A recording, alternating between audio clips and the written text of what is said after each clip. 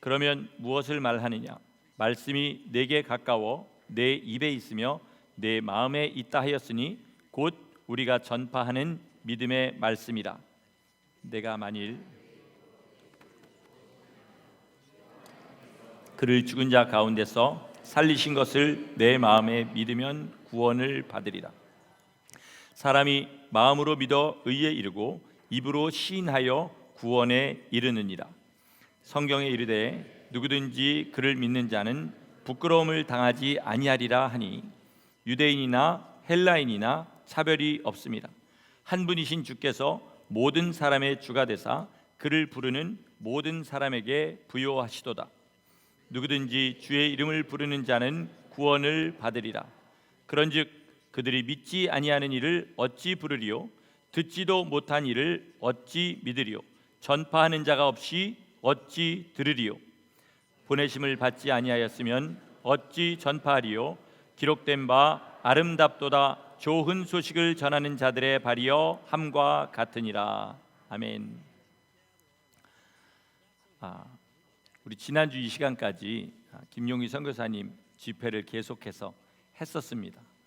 지나고 나서 이렇게 보니까 전체 집회가 다 해서 금요일 저녁 8시에 시작해서 주일날 2시에 끝났어요. 그러니까 총 42시간 동안 진행된 중에 우리가 설교를 몇 시간 들었냐면요, 9시간 들었습니다. 설교를 9시간 들었고요. 뭐 여기 와서 봉사하시고 예배드리고 집에서 운전한 시간까지 다 합치면 개개인이 최소한 15시간에서 16시간, 42시간 중에 15시간 이상씩을 다 그렇게 사용하셨어요. 그래서 지난 한 주간 동안 우리 교인들의 신체적인 상태를 세 글자로 표현하면 파김치, 이게 제일 어울리는, 진짜 저도 굉장히 힘들었고 여러분도 아마 굉장히 힘드셨을 줄로 믿습니다. 그런데 여러분, 초대교회 사람들은 매일 모여가지고 일하고 와서 2층에서 듣다가 떨어져 죽을 정도로 그렇게 말씀을 그렇게 듣고 살았다는 사실을 아시고 지난주에 피곤한 게 감사로 여겨지시길 예수 이름으로 축원합니다. 오늘 제가 전하려고 하는 말씀은요, 제가 지난 수요일 날에 처음으로 다른 교회 수련회는 한번 가가지고 인도한 적이 있는데 예배를 가서 설교를 한 적은 처음이에요. 웨스체스터 장로교회라는 곳에 가가지고 말씀을 전했는데 그 말씀을 전하려고 준비하다가 제 삶을 이렇게 돌아보게 됐어요. 그리고 제 마음에 크게 감동이 된 부분이 있어서 그 말씀과는 상관없이 이제 요건 주일날 전해야겠다. 그래서 오늘 전하게 되었습니다. 그래서 가장 어울리는 구절이 뭐냐 보니까 로마서 10장 말씀이에요. 그런데 그 8절의 말씀을 보니까 우리 김용희 선교사님이 첫 시간에 하신 말씀이 거기 있어요. 그죠? 말씀이 내 입에 가깝고 내 마음에 가까워서, 이 얘기를 거기에 그렇게 있습니다. 기억하십니까? 그 말씀 기억하시죠? 그 말씀의 골자가 뭐였죠? 사람은 누구나 자기가 하고 싶어 하는 것, 진짜로 소원이면 무슨 수를 써서도 한다, 그 얘기였습니다. 그러니까 말씀이 정말 우리의 입에 있고 우리의 마음에 있으면 말씀을 순종하는 삶을 누구나 다 살 수 있도록 하나님께서 우리에게 능력을 주셨다, 이 얘기였습니다. 그죠? 그러니까 내가 능력이 없어서 순종하지 못한다, 이런 핑계 대지 마시라, 이 얘기를 하셨습니다. 2달 전에 김성준 목사님이 왔다 갔어요. 그때 주일날 우리 교회에서 설교한 설교 제목 혹시 기억하십니까? 먼저가 아니면 아무것도 아니다. 기억하십니까 이제? 그 골자는 뭐였냐면 1순위가 정해지면 2, 3, 4순위가 거기에 따라서 조종되고 정해진다는 뜻이었어요. 그죠? 그러니까 우리가 1순위가 정말로 하나님 뜻대로 사는 것이면 나머지 2, 3, 4 세상의 모든 것이 1순위에 맞춰서 조정된다, 이런 말이었습니다. 결국은 주님 뜻대로 설교를 하면 이 이야기를 처음부터 끝까지 할 수밖에 없게 되는 거죠. 그리고 우리가 진짜 성도라면요, 여러분 삶에서 그런 생각을 최소한 여러 번 다 해보셨을 거라고 믿습니다. 뭐냐면 내가 진짜로 예수 믿고 구원받아서 천국을 소망하는 사람이 맞나? 그런데 왜 내 삶은 이럴까? 라는 생각을 해보게 되죠. 그러니까 주님이 주신 약속과 내 삶의 괴리감이 느껴져서 이제 괴로워지는 그런 것을 분명히 경험하게 되는 거죠. 이런 생각은 내가 하는 게 아닙니다. 여러분, 이런 생각 내가 하는 게 아니에요. 누가 주시는 거죠? 성령님이 주시는 겁니다. 야, 너 입술로 고백하는 거하고 네 삶하고 달라, 이렇게 얘기하시는 거예요. 그러면 성령님이 원하시는 건 뭐죠? 그냥 살던 대로 살아? 이게 아니라 회개해란 말이죠. 네 삶을 고치란 말이죠. 이것을 듣고 자기의 삶을 고치는 데까지 나가야 그게 온전한 회개인 줄 믿으시기 바랍니다. 그래야 하나님이 다스리시는 삶을 사는 거예요. 그죠? 다스린다는 말은 하라는 대로 하는 거잖아요.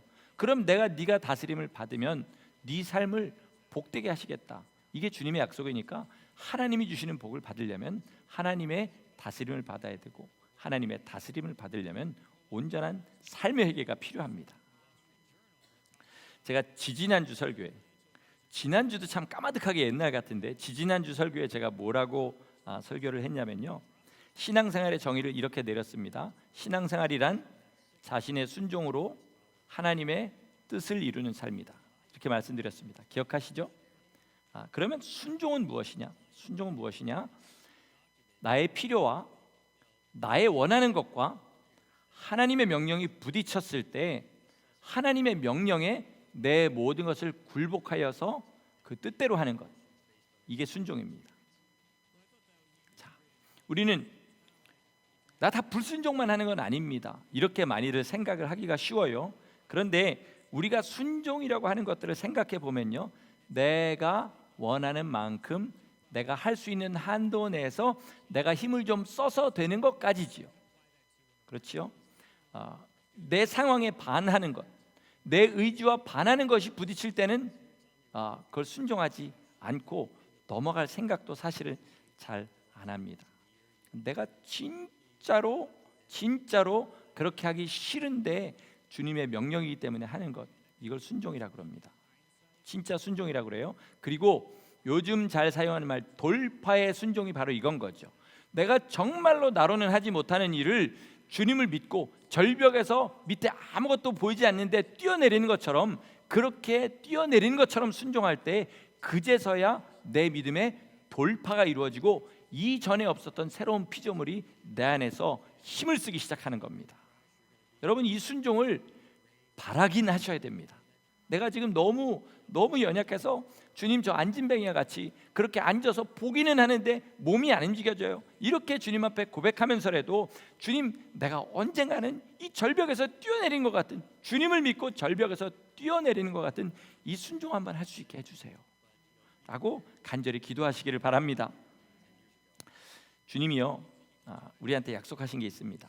내가 네 머리를 높여주겠다. 그죠? 우리가 불순종하는 주로 큰 이유는 뭐냐면 내 자존심 때문에 불순종할 때가 많아요. 그런데 네 자존심 한번 팍 죽이고 한번 순종해봐. 그러면 내가 네 머리를 들어줄게. 이게 주님의 약속입니다. 너의 먹을 것, 입을 것, 쓸 것을 내가 채워주겠다. 네가 생각할 때 도저히 말이 안 되는 상황에서 한번 내 말대로 순종해봐. 그러면 내가 먹여주고 입혀주고 쓸 것 채워주는 그 손길을 경험하게 해줄게. 이게 주님의 약속입니다. 그럼 이것을 경험하기 위해서 뭐가 필요합니까? 내 자존심 죽이고 남의 밑에 들어가는 게 필요하고요. 그 다음에 당장 내 눈앞에 먹고 살 것이 어려워 보인다 할지라도 주의 말씀대로 순종하는 게 필요합니다. 그러면 거기서 끝나는 게 아니라 절벽에 뛰어내려서 죽는 것이 아니라 어떻게 된다고요? 그 절벽에 뛰어내렸을 때 우리의 발을 받쳐주시는 하나님의 손길을 경험하게 되는 거지요. 그러면 믿음이 세상이 감당하지 못할 믿음으로 그렇게 자라는 겁니다. 전혀 처음부터 아무것도 없는 사람을 세상이 감당하지 못할 믿음을 주시는 것이 아니라 한 걸음 한 걸음 믿음대로 걸어갈 때 그 믿음이 세상이 감당하지 못하는 믿음으로 그렇게 성장하게 되는 것입니다. 찔릴 거 다 찔러놓고 오늘 설교는 사실 좀 따뜻하게 진행을 하려고 했었습니다. 따뜻한 말씀으로. 왜냐하면 제가 지난주에 받은 감동이 그것이었기 때문에 그래요. 그 수요일 날 설교한 교회에서 제가 설교한 내용은 뭐냐면, 어차피 한 번 설교하고 여러분과 내가 다시 볼 사이가 아니니까 할 말 다 하겠습니다. 그러고 이제 얘기를 막 했어요. 우리 교회에서는 성도들의 삶을 제가 다 알잖아요. 그러다 보니까 이런 예 저런 예들을 들면 그 예를 제가 그분을 타겟으로 하지 않았다 할지라도 그분이 시험 들 수 있겠구나, 그래서 못하는 얘기들을 거기선 다 쏟아놨습니다.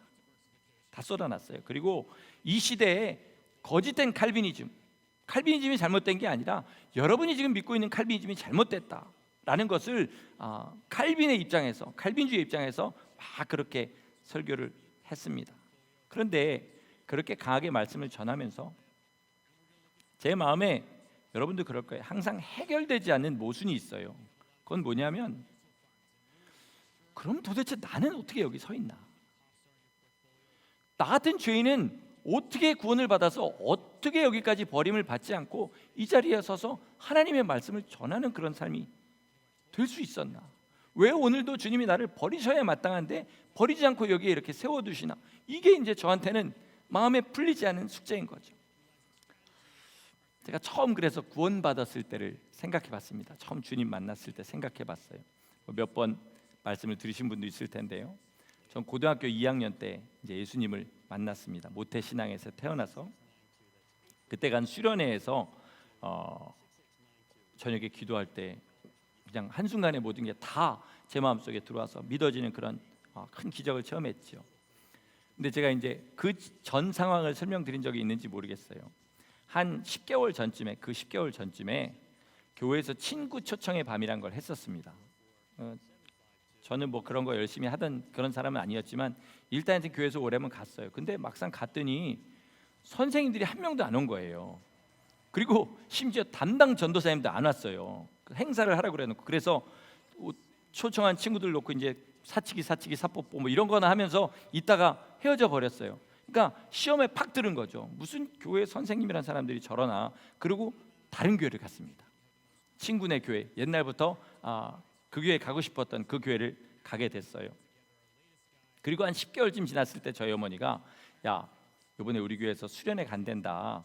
가서 좀 애들하고 이렇게 지내다 와라. 뭐 은혜 받으려고 간 건 아니고 그 교회 제 친구들 다 있으니까 이제 친구들이랑 놀러 시간이 남아서 집에서 공부하는 것보다는 나니까 이제 그렇게 해서 갔지요.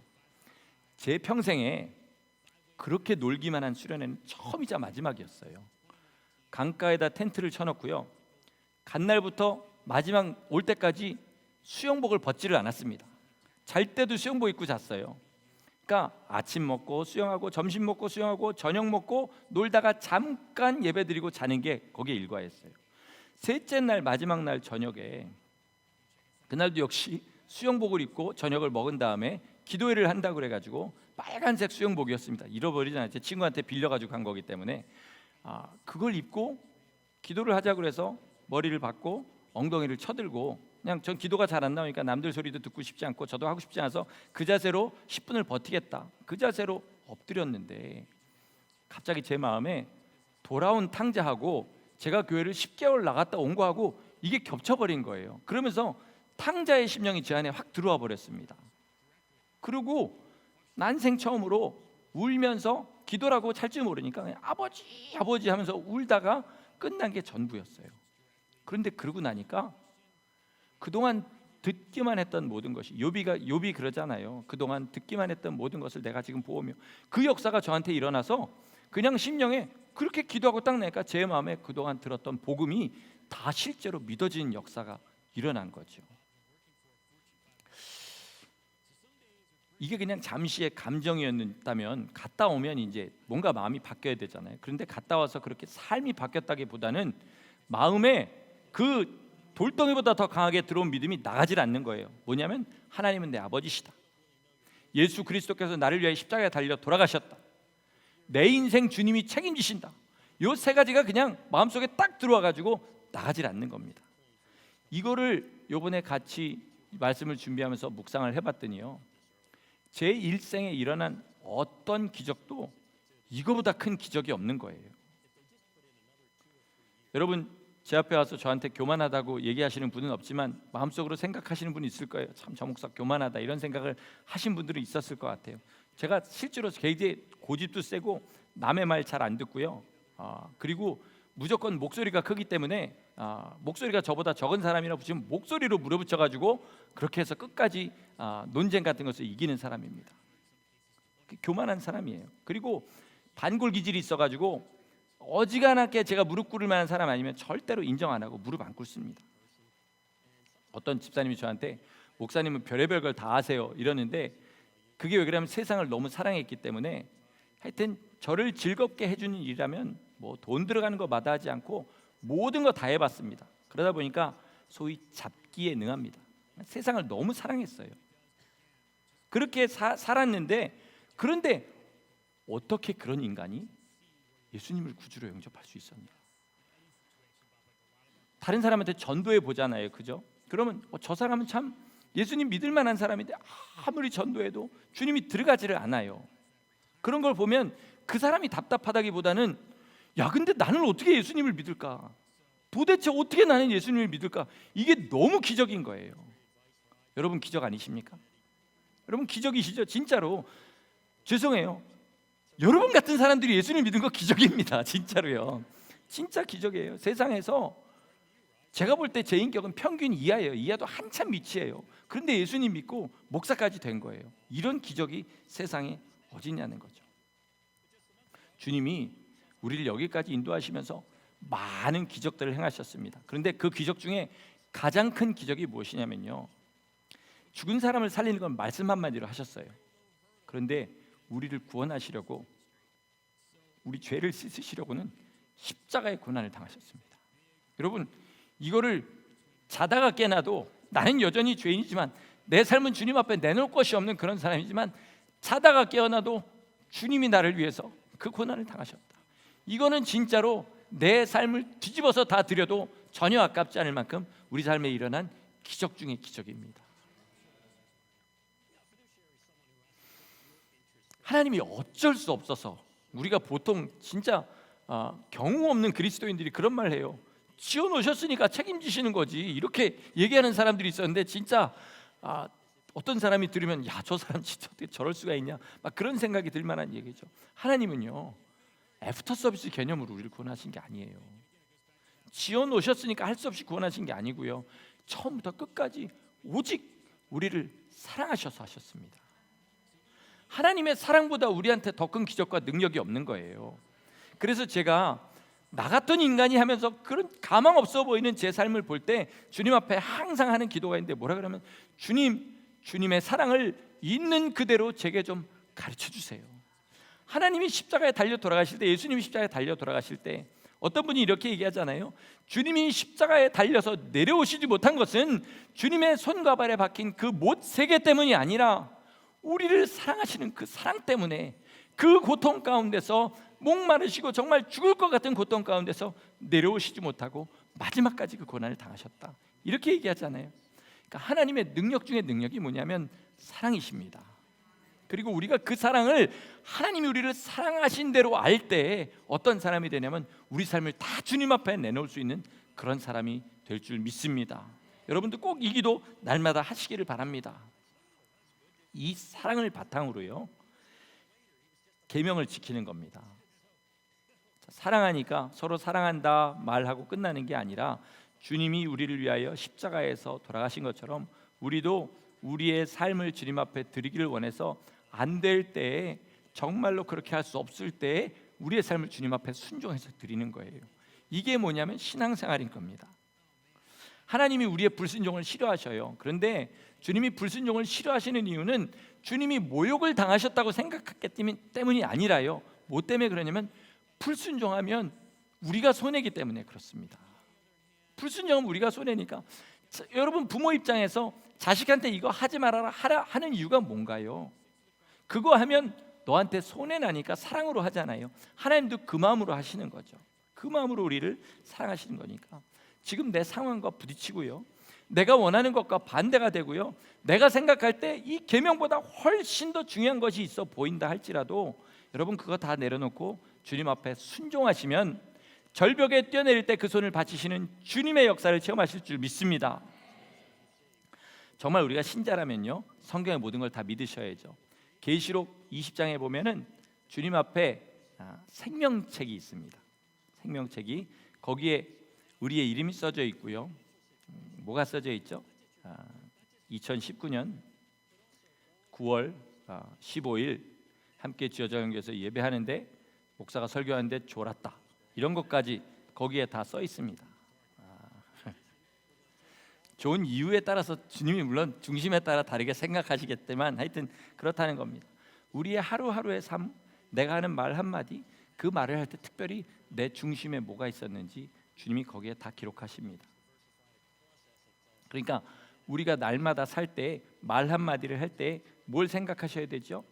이 말을 주님이 어떻게 기억하실까? 이걸 생각하셔야 되는 거죠. 오늘의 내 삶은 그 생명책에 어떻게 기록되어 있을까? 나 오늘 이 일 해가지고 이렇게 해서 얼마 남았고 뭐 했고 잔고는 얼마 남았고 이런 거는 그 생명책에 기록되지 않습니다. 그거를 어떻게 썼느냐가 기록이 되겠지요. 그거를 벌 때 어떻게 주님의 방법으로 벌었느냐가 기록되겠지요. 그리고 나머지 삶에서 어떻게 주님을 온 힘을 다해 섬기고 교회를 세웠느냐가 기록되겠지요. 제가 존경하는 목사님 중에 레브닐 목사님, 제가 자주 말씀을 드리지만 그분이 이런 설교를 한번 한 적이 있어요. 우리 인생에게는 돈으로 따지면 다 한 10,000불씩 주어진 인생이다. 그 10,000불 가지고 어떤 사람은 지푸라기를 사고, 어떤 사람은 은을 사고, 어떤 사람은 금을 산다. 지푸라기를 10,000불어치 사면 이 성전을 가득 채울 만큼 살 수 있습니다. 은은요 지금 온수당 한 20불쯤 해요. 그래서 한 15kg 정도 살 수 있더라고요. 금은 10,000불 가지고 요즘 200g도 못 삽니다. 크기로 보면요, 지푸라기는 이 성전을 가득 채울 만큼 대단하고요. 은은 한 이 성경책 반 정도 되는 그 정도 무게일 거고요. 금은 손가락 하나 정도 돼야 200g 될까 말까일 겁니다. 그런데 마지막 날에 그것들을 다 가지고 주님 앞에 시험하는 날이 있다. 고린도전서에 그렇게 얘기하죠. 뭐를 통과한다 그랬습니까? 불을 통과한다 그랬습니다. 그래서 그것이 타지 않고 그대로 남아 있으면 그것이 자기의 상급이 되고, 그것이 타버리면 감사하게도 자기는 구원을 얻되 이렇게 얘기합니다. 그러나 그 구원이 어떤 구원과 같다고요? 불 가운데서 얻은 구원과 같다. 다 타버리고 이 땅에서 아무것도 남지 않은 상태에서 목숨만 연명하는 그런 구원이라는 것이죠. 즉 지옥의 형벌만 면하는 구원이라는 것입니다. 여러분, 우리한테는 똑같은 하루라는 기회가 있어요. 내일을 우리가 맞이할 수 있을지 장담할 사람은 아무것도 없습니다. 아무도 없어요. 연세에 상관없습니다. 내일을 장담할 수 있는 사람이 아무도 없기 때문에 우리한테는 오늘 하루가 주어져 있는 겁니다. 아멘이시죠? 그럼 이 하루를 어떻게 주님을 향해서 최선을 다해 사느냐. 그래서 하루하루만 염려하라고 그랬어요. 내가 오늘 죄와 싸웠어. 근데 내일 난 어떻게 하지? 이거 걱정하지 말고 오늘 네 삶만 하루하루씩 주님 앞에 쌓아 나가라는 거죠. 그러면 금을 쌓고 은을 쌓고 그런 삶을 살 수 있다는 거죠. 근데 우리 이 말씀 날마다 듣잖아요. 그런데도 참 마음에 굳은 살만 베끼지 변하는 건 굳은 살밖에 없습니다. 삶이 변하지 않아요. 근데 그런 생각을 하면요, 또 주님께서 우리에게 베풀어 주신 기적이 있는 거예요. 그건 뭐냐면 내가 이 모양임에도 불구하고 지금 이 자리에 앉아 있다는 사실입니다. 내가 이 모양임에도 불구하고 아직도 주님을 아버지라고 부른다는 사실이에요. 하나님이 허락하시기 때문에 우리가 하나님을 아버지라고 부르는 거고요. 예수 그리스도의 십자가의 보혈의 공로를 의지하도록 허락하셨기 때문에 오늘도 그거에 우리가 의지하면서 나가는 겁니다. 그러니까 더 기적은 뭐냐면요, 성령 하나님이 우리 안에서 우리를 참아주시는 게 기적인 거예요.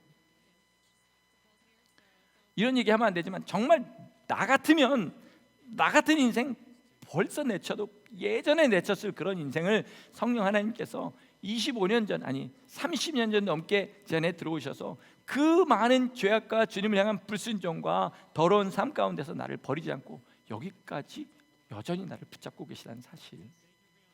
여러분, 이거보다 하나님 입장에서 더 우리에게 양보하시는 게 뭐가 있을까요?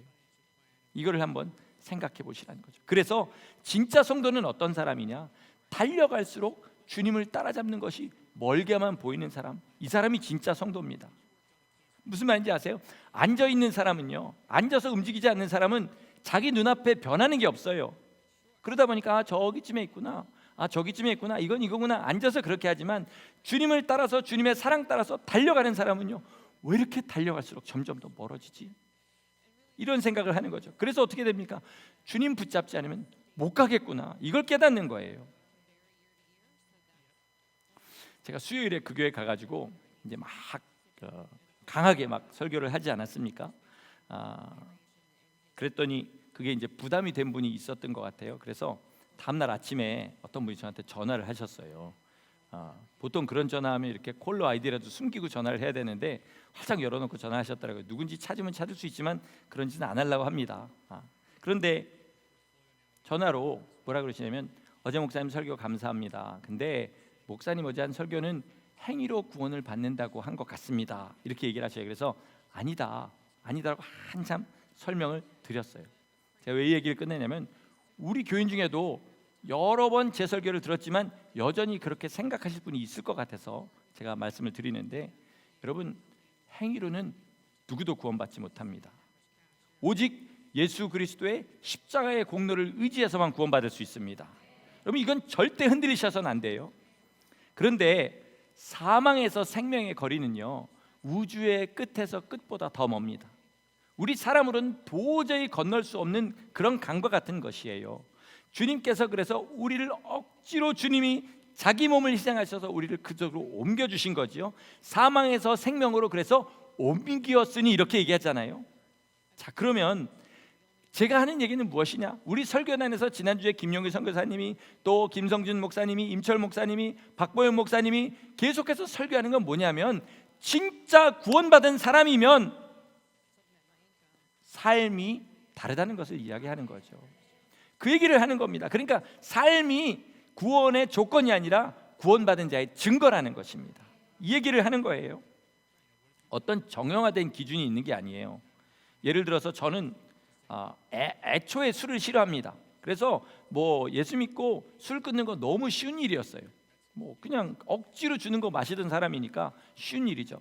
근데 어떤 사람은 내가 술인지 술이 난지 그것도 모를 만큼 술과 너무 잘 맞는 사람이 있어요. 그래서 술에 그렇게 자기를 내주고 살다가 어느 날 예수님을 믿고 죽을 것 같은데 마음에서 뱃속에서 정말 타들어가는 것 같다 그래요. 타들어가는 것 같이 술을 땡기는데 그걸 참아내는 거죠. 그러다가 일주일을 참았는데 또 그걸 못 이기고 또 마시게 되고.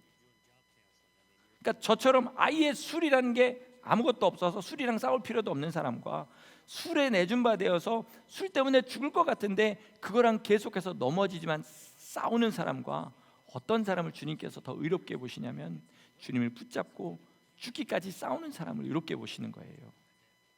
어떤 기준이 있는 게 아니라 주님 보시는 건 뭐예요? 지금도 주님을 붙잡고 나아가고 있는지 이걸 보시는 건 거죠.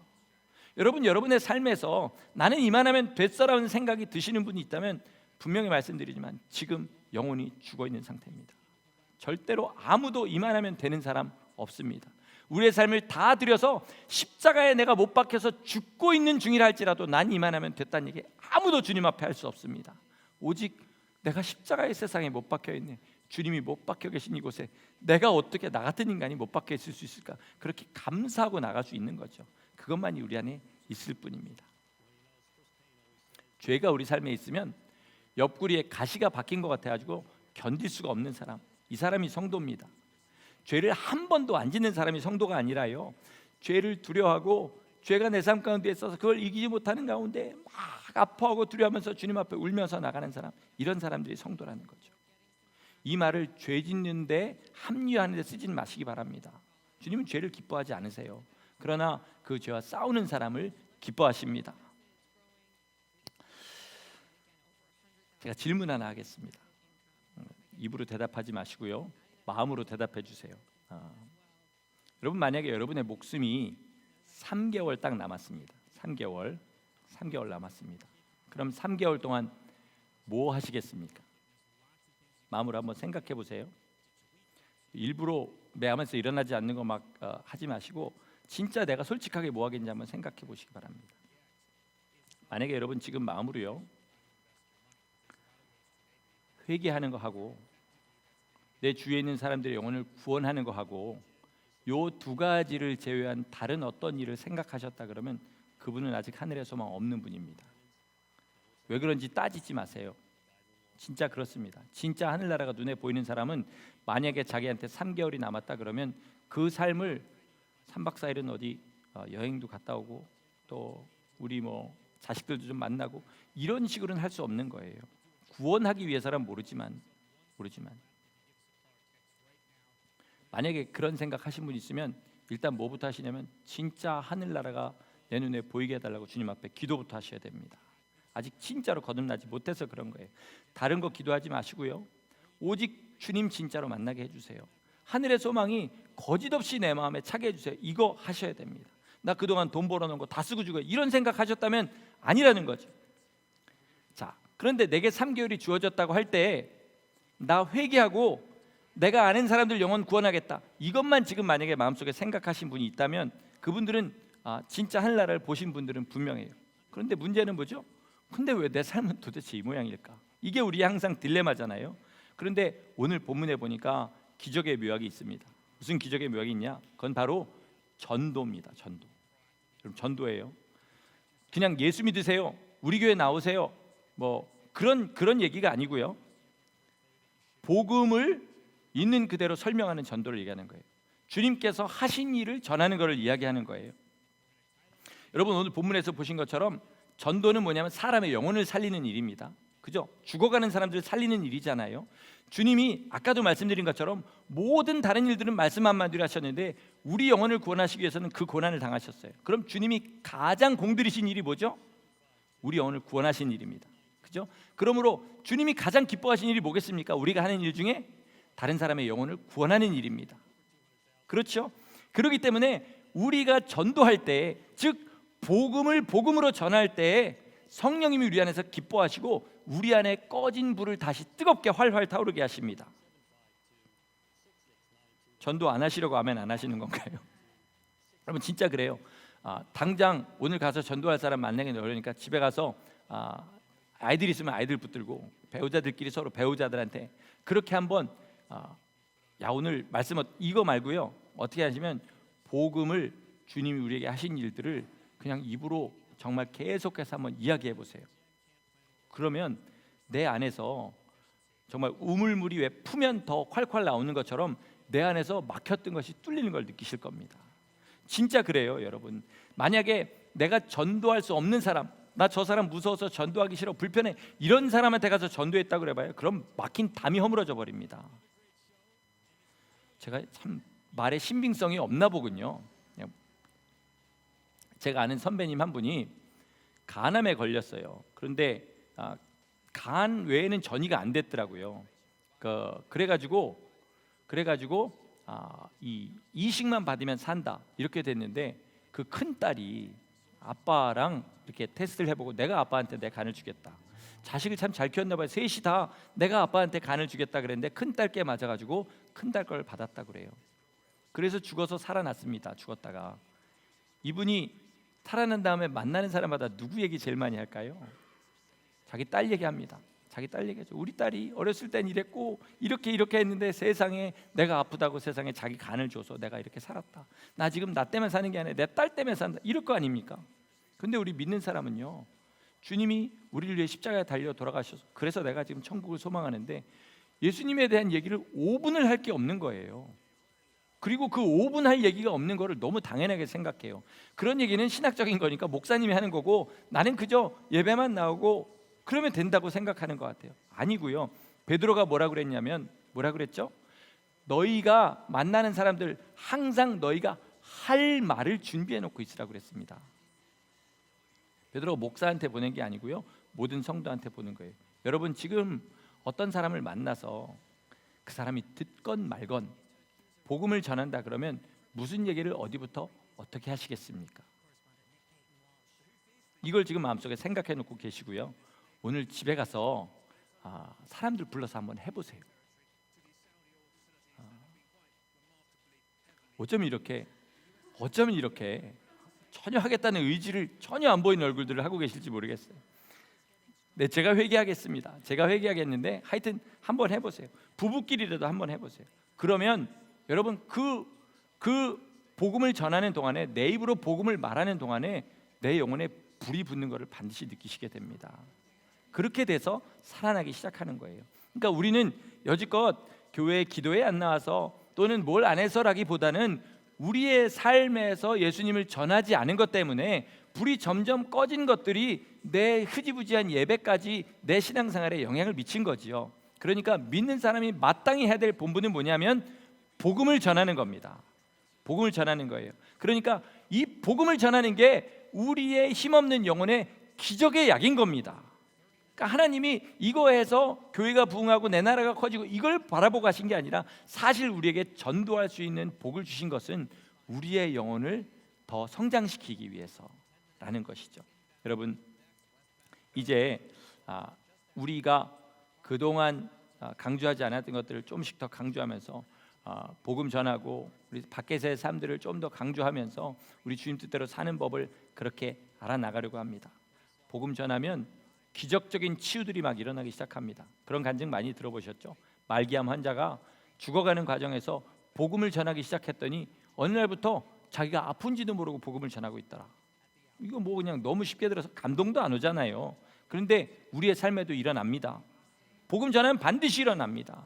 그러니까 진짜 하나님의 복을 누리시려면 복음 전하셔야 되고 이게 기적의 묘약인 것을 아시기를 바랍니다. 말씀을 마치겠습니다. 제가 요즘 이제 가끔 보면서 눈물을 흘리는 그런 영상이 있습니다. 그건 뭐냐면 군대 간 아들이 엄마 아빠한테 안 알리고 몰래 집으로 와가지고 엄마 아빠 서프라이즈 해주는 그런 영상들을 찍은 게 있어요. 그러면 막 아빠들도 그렇지만 엄마들은 고문당하는 것처럼 비명을 지릅니다. 으아! 막 이러면서 그리고 막 어쩔 줄을 몰라 하는 그런 걸 보면서 눈물을 흘려요. 제가 왜 울까요? 왜 눈물을 흘릴까요? 예전에도 본 적이 있거든요. 그때도 보면 저러겠구나라는 건 이해는 갔지만 울진 않았어요. 근데 요즘 울어요. 왜 우냐면 저희 아들이 군대에 있기 때문에 그런 거죠. 여러분, 예수 믿고 눈물 흘리고 자기 삶을 주님 앞에 내놓잖아요. 그거 옆에서 보면 이해는 가시죠, 그죠? 경험은 해봤으니까. 근데 내 삶에 이제 더 이상 그게 없어요. 이게 우리의 가장 큰 문제입니다. 이제 이게 예전 얘기가 되고 남의 얘기가 되고 이해는 가는 얘기가 됐지만 내 얘기는 더 이상 아닌 거예요. 이게 내 얘기로 돌아오려면 다른 어떤 행위 고치는 것보다 더 중요한 것은 일단 주님이 내게 베푸신 것을 받은 대로 증거하세요. 그러면 처음에 내 안에 있었던 그 뜨거운 것들이 다시 다 살아납니다. 여러분, 이 복을 받으시고 이 기적의 묘약, 주님께서 우리 삶에 계속해서 베풀고 계시는 이 기적의 모든 수단들을 하나도 놓치지 마시고 잘 사용하셔서 우리 같은 죄인이 그 나라에 반드시 들어가는 기적의 성도들 되시기를 예수 이름으로 간절히 축원합니다. 아멘. 기도하겠습니다.